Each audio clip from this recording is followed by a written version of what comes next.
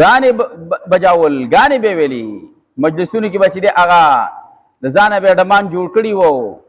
مجلسونو کې به ګډاګانې کولو غانې به ویلي تمبلونه به ول نو اوس هم دا بعضې نوجوانان د دین هغه شرم او حیا چې ده هغه تلې ده د وخت مخکې چې دی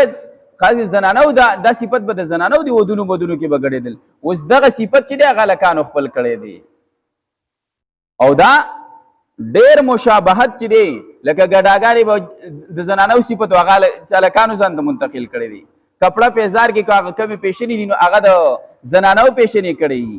حالانکه په دې باندې حدیث مبارک کې لعنت کړی شوی په دغه نوجوان باندې کم الک نوجوان د زنانو پیشن کوي کپړو کې او دغه رنګې پیزار کې لباس کې ویښتو کې دی باندې لعنت کړی شوی دی او یا کم زنانه د الکانو پیشن کوي نو د دې د وجې نه زنانه چې د هغه به د نارینهو پیزار نخپو کوي او نارینه چې د هغه به د زنانو پیزار نخپو کوي